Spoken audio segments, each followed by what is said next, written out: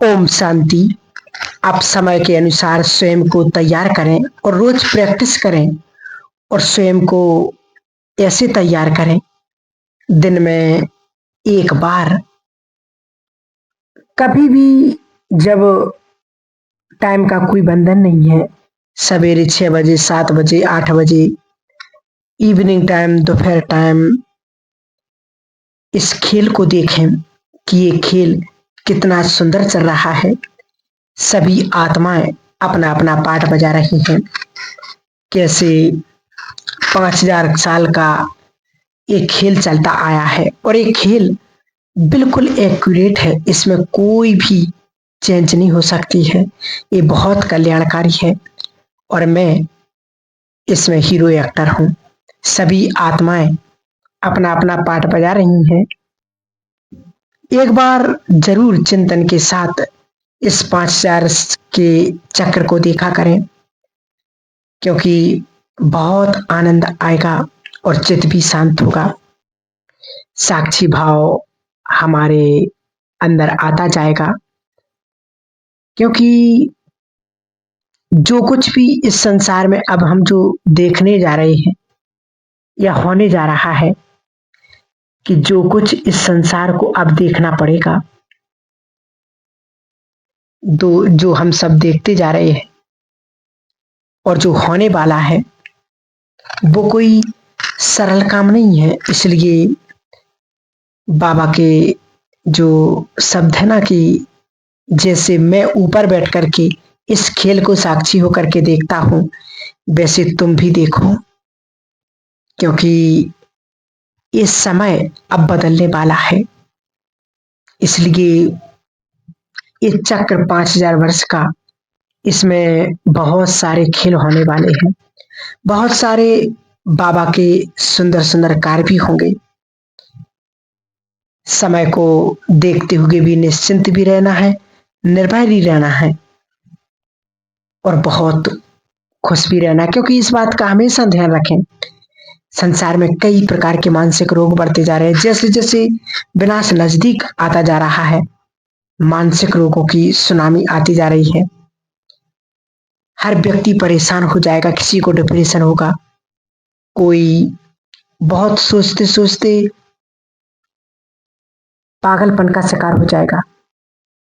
परंतु हम बच्चों को, सभी को विशेष एक धारणा करनी है, हमें बहुत हल्का रहना और बिल्कुल इजी नेचर, सब कुछ अच्छा हो जाएगा। एक बात और दूसरी बात ये कि हमें बहुत खुश रहना है। एक अलौकिक खुशी, ज्ञान में खुशी की बहुत सहज बात है। और तीसरी बात कि इस नशे में, स्वयं में रहें, ताकि हमारे माइंड को बहुत पावरफुल शक्तियां मिले। बाबा ने कहा जो बाहर सब कुछ होगा उसका इफेक्ट हमारे ऊपर ना पड़े, इसलिए इन धारणाओं की हमें बहुत बहुत आवश्यकता है। बहुत अच्छी तरह से धारण करना है, अभी से तैयारी करें और अपने आप को दुनिया के बंधनों से मुक्त करते जाएं। बाबा ने कहा है कि बच्चे, व्यक्ति कहीं ना कहीं उलझा ही हुआ है, फंसा हुआ है, इसलिए उसकी सारी बातें नेगेटिव होती रही जा रही हैं। हम थोड़ा इन चीजों से अपने आप को अलग करें और एक इन चीजों से डिटैच होते जाएं, क्योंकि बाहर मुक्ता एक दिन में नहीं होती है, परंतु लंबी यात्रा को हमें तय करना पड़ता है। अपने आप को हर चीज से डिटैच, बाबा ही हमेशा एक उदाहरण देते हैं कि जब हलवा पक जाता है तो वो अपना किनारा छोड़ देता है, और जब हम पूर्ण होंगे, परफेक्ट होंगे, तो जो बंधन बंधे हुए हैं वो धीरे धीरे टूटते जाएंगे और हम परफेक्ट होते जाएंगे। तो हमें बहुत ही अच्छी तरह से ये अभ्यास करना है, चाहे देहधारियों से, चाहे वस्तुओं से, चाहे सेंटर से, चाहे अलौकिक परिवार से, वस्तुओं से हो, घर से हो, परिवार से हो, अपने आप को न्यारा करते जाएं। यही हमारा मुख्य लक्ष्य होना चाहिए। वास्तव में अमृत वेला हम बहुत सुंदर योग करें और अमृत वेले का रस प्राप्त करें। इन दो चीजों से हमारी स्थिति बहुत पावरफुल होती जाएगी। हम सब जानते हैं ये दो चीजें हमारे प्राण हैं, इनमें ही हमें बहुत सुंदर खुराक मिलती और बल मिलती है और हम बहुत शक्तिशाली बनते जाते हैं। आज संसार में हर व्यक्ति की किसी न किसी प्रकार से कोई न कोई समस्या के कारण व्यक्ति का मन उदास भय में जी रहा है, परेशान रहता है, डिस्टर्ब होता है। परंतु बाबा ने कहा शक्तिशाली वही है क्योंकि जिसकी स्थिति बहुत श्रेष्ठ और बहुत पावरफुल है, क्योंकि अब वो समय आ गया। हर व्यक्ति बीमार उदास, आज संसार में आत्मा इतनी दौड़ती जा रही है, इतनी दौड़ती जा रही है कि उनके लिए भगवान के लिए एक वक्त का टाइम नहीं है। भगवान भी कोई चीज होती है, ये भूलते जा रहे हैं लोग। इसलिए संसार क्या कर रहा है, क्यों कर रहा है, किस लिए कर रहा है, हमें उन सभी चीजों में ना जा करके स्वयं को शक्तिशाली बनाना है, स्वयं के पुरुषार्थ को देखना है और जो बाबा हमसे चाहते हैं वो हमें करना है। क्योंकि मूल्यों का हमें बहुत सुंदर रस लेकर के सुनना है। आजकल मोबाइल पर मूल्य आ जाती तो घर पर ही बैठ करके सुन लेते, परंतु बाबा ने कहा है कि मुरली का रस एक अलग ही आता है जब हम बाबा के घर पर जाते हैं, सेंटर पर जाते हैं, वहां पर जाकर 10 मिनट 15 मिनट योग करते, उसके बाद हम जब बाबा के महावाक्य सुनते हैं तो जीवन में एक अलग ही आनंद, एक अलग ही अनुभूति होती है। इसलिए मुरली को बड़े ध्यान से, बड़ी एकाग्रता से सुने, क्योंकि अगर ऐसे ही मुरली सुनेंगे, मुरली का हमें सुख नहीं मिलेगा। इस समय हमें अलौकिक शक्तियां बननी है। एक बात हमेशा याद रखें, क्योंकि जिसके बारे में बहुतों को इस बारे में अंदाजा नहीं है कि इस युग परिवर्तन के साथ जय जयकार भी होने हैं, इष्ट देव और इष्ट देवियों प्रख्यात होने वाली हैं। बाबा ने ये बहुत पहले बता दिया था कि बच्चे जो शास्त्र आदि दिखाए हैं वो अंत के समय में अब वह प्रैक्टिकल में होने वाला है। जैसे नहीं दिखाते कि ऐसा ऐसा होगा, महाभारत काल, घर घर में लड़ाई झगड़ा, एक दूसरे आपस में परिवार। महाभारत में कौन थे, एक परिवार ही तो था जो जमीन जायदाद के पीछे लड़ पड़े। तो वास्तव में इस समय इस चक्र, ये 5000 चक्र में बहुत बड़ा एक सीन आ रहा है जिसकी कल्पना भी कभी नहीं कर सकते। ऐसा सीन हमारे सामने आएगा। तो संसार में बाबा ने कहा एक आध्यात्मिक क्रांति होगी। हम सब अपने आप को साक्षात्कार मूर्ति भी बनाएंगे और जो बनाएंगे उनके द्वारा ही महान कार्य होगा। और जो बाबा ने कहा है कि हमें अपनी स्थिति को बहुत शक्तिशाली बनाना है, अचल अडोल बनाना है, तो हमें अपने आप को साक्षात्कार मूर्ति भी बनाना है। विशेष बहुत पुरुषार्थी ऐसे भी हैं भाई बहन जो बहुत अच्छा अभ्यास भी करते हैं। अगर हम बाह्य मुक्ता में हैं, अगर हम व्यर्थ संकल्पों में रहते हैं, यदि हम छोटे मोटे विकर्म करते हैं तो हमारी शक्ति भी उसके साथ साथ नष्ट हो जाती है। इसलिए हम अपने आप को पावरफुल बनाएं।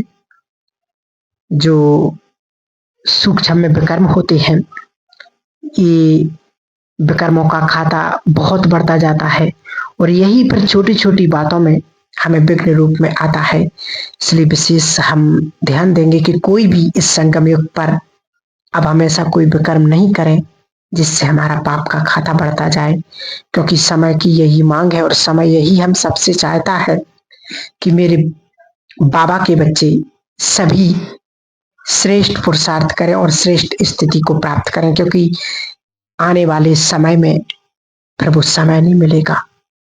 उस समय 2 लाइनें लगेंगी, एक पश्चाताप की और एक प्राप्तियों की।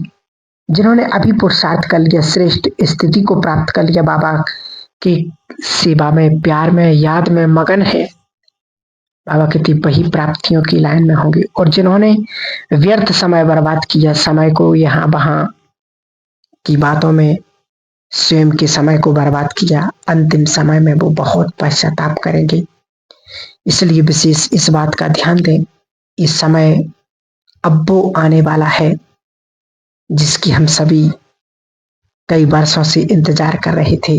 और जो बाबा कहते आ रहे थे कि बच्चे ऐसा होगा, तो हम बहुत पहले से सुनते आ रहे। परंतु वो कहावत है ना कि शेर आया, और फिर जब एक बार शेर वास्तव में आया तो उसको वो खा करके चला गया। यही स्थिति अब संसार में होने वाली है। तो विशेष हम पुरुषार्थ करें, क्योंकि प्राकृतिक आपदाएं भी बहुत आनी हैं। जिस दिन ये भूकंप आएंगे, रेलवे लाइन टूटने लगी, धरती टूटने लगी, तो ये जो ट्रांसपोर्टेशन है ना, जो सामान आता है ट्रक से, ट्रेन से, मालगाड़ी से, ये सब बंद होने लगेगा। तो बिजनेस धंधे सब बंद हो जाएंगे, माल की आवाजाही खत्म हो जाएगी। इसका बहुत बड़ा असर होगा कि वहां पर बहुत माल पड़ा हो गया, परंतु यहाँ कैसे आए। जैसे वहां पर दूध का ट्रक 5 किलोमीटर दूर खड़ा है, लेकिन शहर में कैसे आए, तो लोग लूट लेंगे। ये सब बहुत होगा। तो मैं विश्व कल्याणकारी आत्मा हूं, मुझे सबका कल्याण करना है। ये बहुत अच्छी तरह से चित्त में समा लें कि मेरी शुभ भावनाएं ही विश्व का कल्याण करेंगी। मेरी प्योरिटी ही जग का, प्रकृति का कल्याण करेगी। मेरी योग की अनुभूति ही संसार का उद्धार करेगी। तो जब हम इस प्रकार से ये अभ्यास करेंगे तो आने वाले समय के लिए हम स्वयं को परिपक्व बना लेंगे।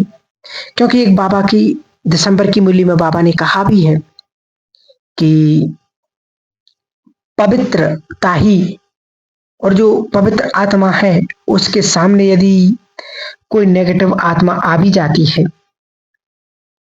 तो उसके पवित्र संकल्पों के द्वारा ही उनके विचारों को बदल सकते हो, अपने आप बदल जाएंगे।